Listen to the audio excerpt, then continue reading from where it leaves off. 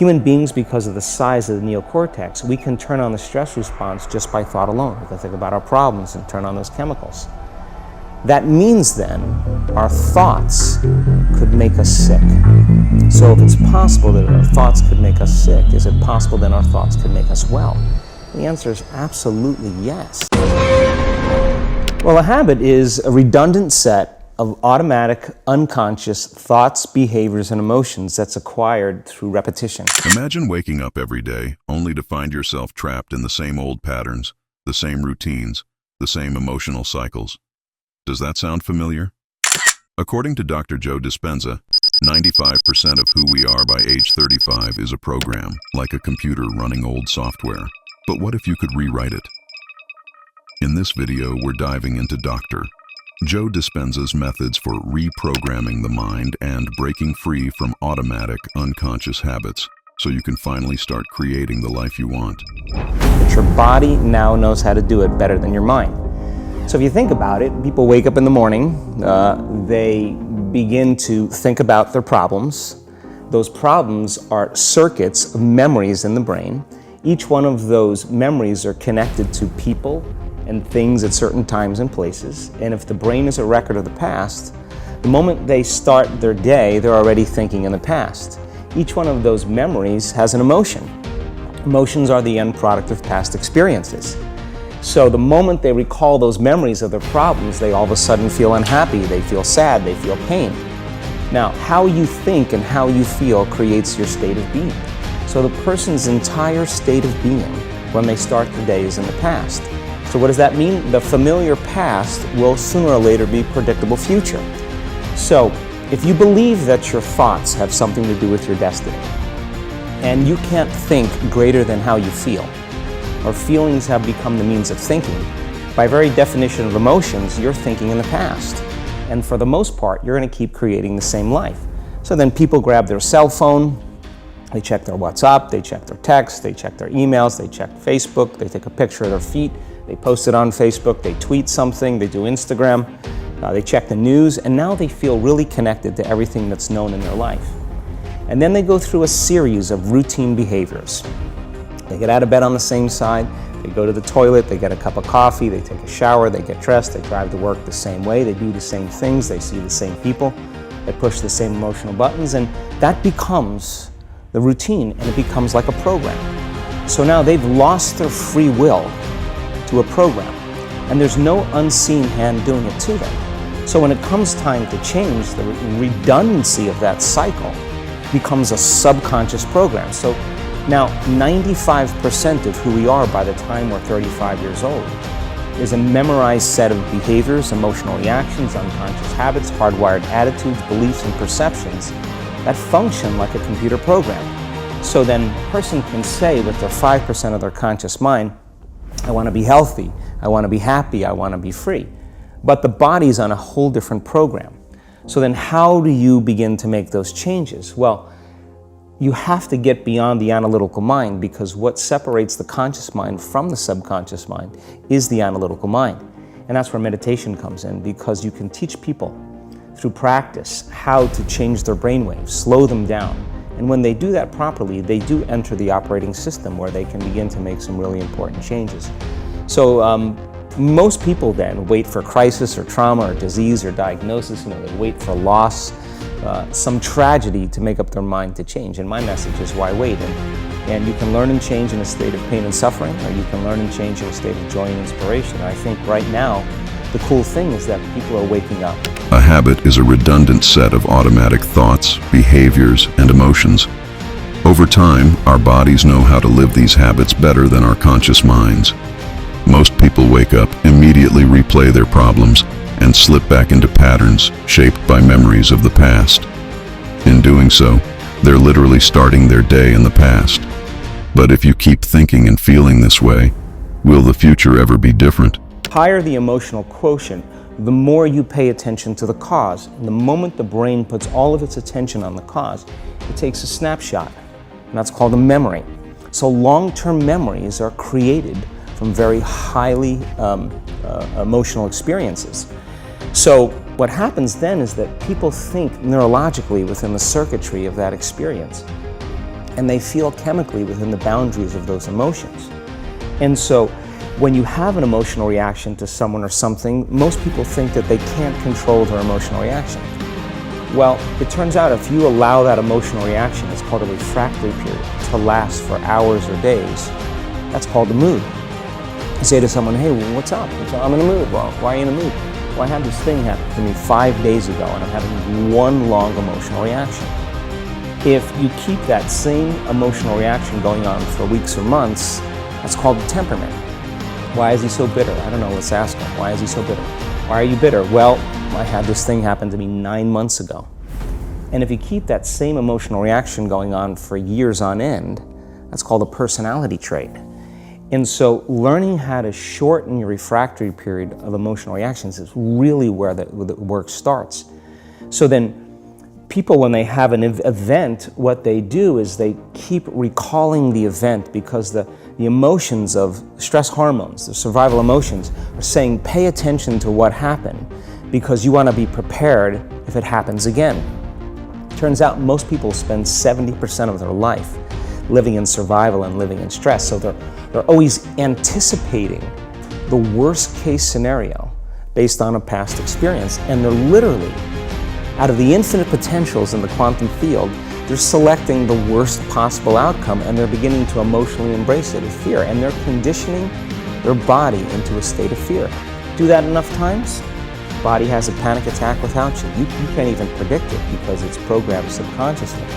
So then you say to the person, why are you this way?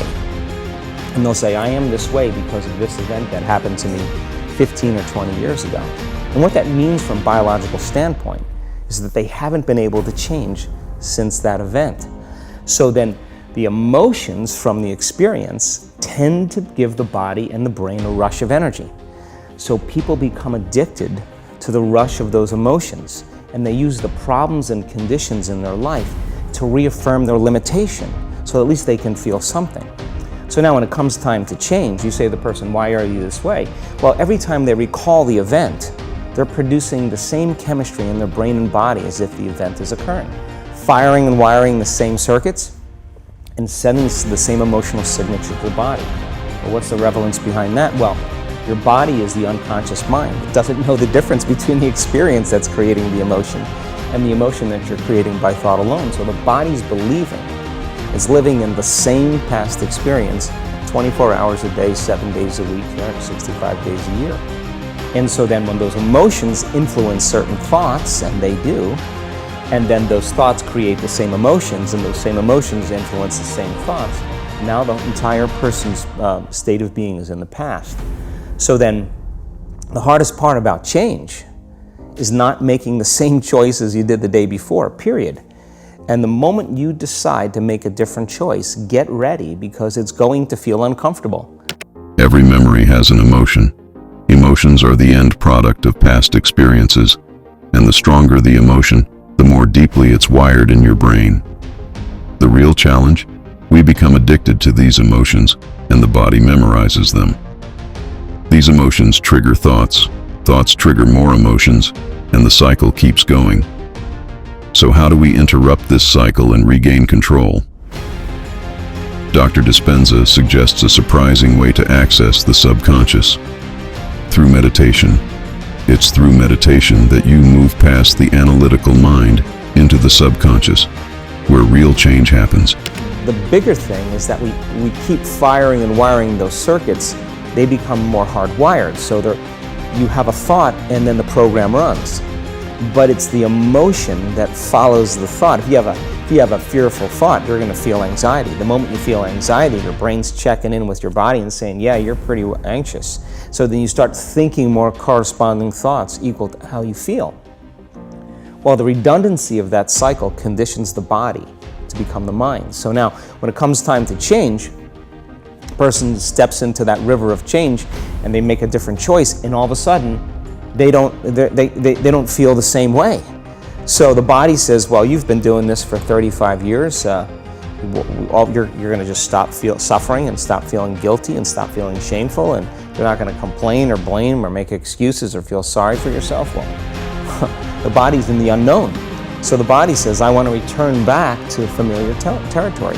So the body starts influencing the mind, and it says, start tomorrow. Too much like your mother, you'll never change, this isn't going to work for you, this doesn't feel right.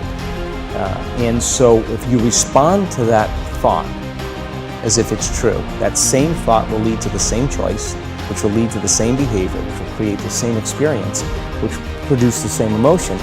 When you slow down brainwaves in meditation, you're essentially re-entering your mind's operating system, making it possible to rewire and reshape the way you think and feel. But why wait for a crisis or trauma to start changing? Why not choose transformation consciously? The toughest part about changing is making new choices that feel uncomfortable. Every time you don't react to an old emotional trigger, you're reprogramming your brain. Each moment you step into the unknown and break a pattern, you're letting go of the past and training your body to feel new emotions. And though it's tempting to fall back into old patterns, every second you resist is a step toward freeing yourself from autopilot. Your body is your unconscious mind. In a sense, if you're sitting down and you start thinking about some future worst-case scenario that you're conjuring up in your mind, and you begin to feel the emotion of that event, your body doesn't know the difference between the event that's taking place in your world, outer world, and what you're creating by emotion or thought alone. So most people then, they're constantly reaffirming their emotional states. So when it comes time to give up that emotion, they can say, I really want to do it, but really the body is stronger than the mind because it's been conditioned that way. So the servant now has become the master. And the person all of a sudden, once they step into that unknown, they'd rather feel guilt and suffering because at least they can predict it. Being in the unknown is a scary place for most people because the unknown is uncertain. And people say to me, well, I can't predict my future. I'm in the unknown, and I always say the best way to predict your future is to create it. Not from the known, but from the unknown. What thoughts do you want to fire and wire in your brain? What behaviors do you want to demonstrate in one day? The act of rehearsing them mentally, closing your eyes, and rehearsing the action. The path to change may be unfamiliar, but that's where transformation lives. You can create your future not from past memories, but from a new vision. Imagine who you want to become, practice the emotions of that future self, and act on it each day. In the end, the goal isn't just about thinking positive, it's about hardwiring that positivity into your mind so deeply that it becomes your reality. So, what's stopping you from breaking free and rewriting your story? Because if your thoughts truly shape your destiny, then now is the time to choose a different one. Subscribe for more insights into the mind. Unleash your potential. If you're truly present, the brain does not know the difference between what you're imaging and what you're experiencing in 3D world. So then you begin to install the neurological hardware in your brain to look like the event has already occurred. Now, your brain is no longer a record of the past. Now it's a map to the future. And if you keep doing it, priming it that way, the hardware becomes a software program. And who knows, you just may start acting like a happy person. And then I think the hardest part is to teach our body emotionally what the future will feel like ahead of the actual experience. So what does that mean? You can't wait for your success to feel empowered. You can't wait for your wealth to feel abundant. You can't wait for your new relationship to feel love, or your healing to feel whole. I mean, that's the old model of reality, of cause and effect. Waiting for something outside of us to change how we feel inside of us. And when we feel better inside of us, we pay attention to whoever or whatever caused it. But what that means then is that from the Newtonian world is that most people spend their whole life living in lack, waiting for something to change out there. What do you mean the Newtonian world? The Newtonian world is all about the predictable. It's all about predicting the future. But the quantum model of reality is about causing an effect. The moment you start feeling abundant and worthy, you are generating wealth. The moment you're empowered and feel it, you're beginning to step towards your success. The moment you start feeling whole, your healing begins. And when you love yourself and you love all of life, you'll create an equal. And now you're causing an effect.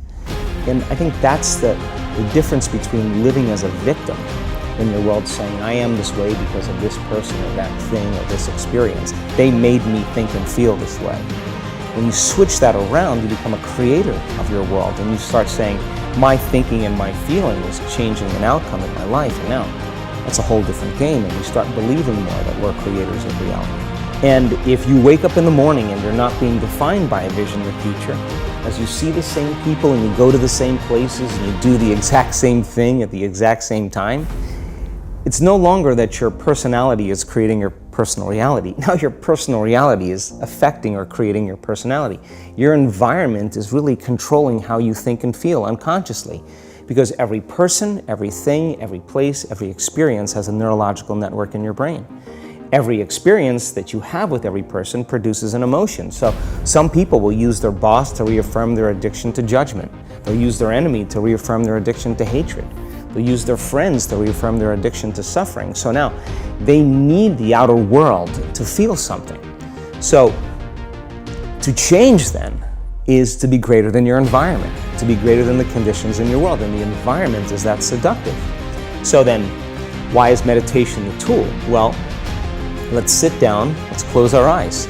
Let's disconnect from your outer environment. So if you're seeing less things, there's less stimulation going to your brain. If you're playing soft music or you have earplugs in, less sensory information coming to your brain, so you're disconnecting from your environment. If you can sit your body down and tell it to stay like an animal, stay right here. I'm going to feed you when we're done. You can get up and check your emails, you can do all your texts, but right now, you're going to sit there and obey me. So then, when you do that properly, and you're not eating anything or smelling anything or tasting anything, you're not up experiencing and feeling anything, you would have to agree with me that you're being defined by a thought, right? So when the body wants to go back to its emotional past, you become aware that your attention is on that emotion, and where you place your attention is where you place your energy. You're siphoning your energy out of the present moment into the past, and you become aware of that. And you settle your body back down in the present moment, because it's saying, well, it's 8 o'clock. You normally get upset because you're in traffic around this time. And here you are sitting, and we're used to feeling anger, and you're off schedule. Oh, it's 11 o'clock, and you need to check your emails and judge everybody. Well, the body's looking for that predictable chemical state. Every time you become aware that you're doing that, and your body is craving those emotions, and you settle it back down into the present moment, you're telling the body it's no longer the mind, that you're the mind, and now your will is getting greater than the program. And if you keep doing this over and over again, over and over again, over and over again, just like training a stallion or a dog, it's just going to say, I'm going to sit. And the moment that happens, when the body's no longer the mind, when it finally surrenders, there's a liberation of energy. We go from particle to wave, from matter to energy, and we free ourselves from the chains of those emotions that keep us in the familiar past. And we've seen this thousands of times. In fact, we can actually predict it now on a brain scan.